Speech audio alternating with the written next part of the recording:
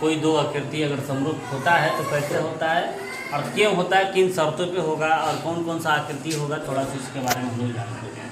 सबसे पहले कोई भी दो अगर समान मतलब कि भुजा वाले दो बहुभुज हो या कोई आकृति हो वो समरूप होते हैं, ठीक है। मगर किस शर्त में समरूप होगा, तो दो शर्तें होगी। कैसे कैसे होगा, थोड़ा ये ध्यान दीजिएगा। सबसे पहले वो संगत कोण उसका बराबर होना चाहिए। संगत कोण क्या होनी चाहिए, बराबर होना चाहिए, और साथ ही संगत भुजाएं अनुपात में होनी चाहिए, ठीक है।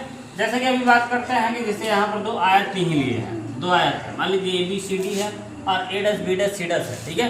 तो इस पर अगर बात करते हैं तो दोनों समरूप है। और क्यों समरूप है, तो देखिए कोण A की संगत भुजा के बराबर कोण A' है, उस तरह B के B' हो जाएगा, C के C' हो जाएगा, D के D' होगा, ठीक है। इस तरह AB बटा A'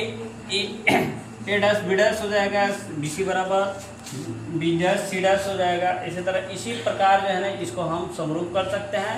सिमिलरली एज बहुत सारे जो त्रिभुज मतलब आकृतियाँ जो दिए गए हैं यहाँ पर बता रहे हैं, जैसे देखेंगे समरूप के लिए, ठीक है। तो समरूप के लिए दो अगर मान लीजिए यहाँ पर वर्ग भी होता है आपस में, ठीक है, फिर दोनों वर्ग क्या होगा आपस में समरूप होगा। कारण है कि कोई एक छोटा एक बड़ा हो, तो बड़ा हो चाहे छोटा हो, इसमें हम लोग ये आकृतियाँ साबित होती है कि इसमें चार भुजा है, चार कोण है, इसको संगत भुजाओं में लिख सकते हैं, ठीक है। ये देखिए दो वृत्त भी त्रिभुज मतलब समरूप हो सकता है, क्योंकि ये भी 360 डिग्री के एंगल पर है, ये भी 360 डिग्री के एंगल पर है।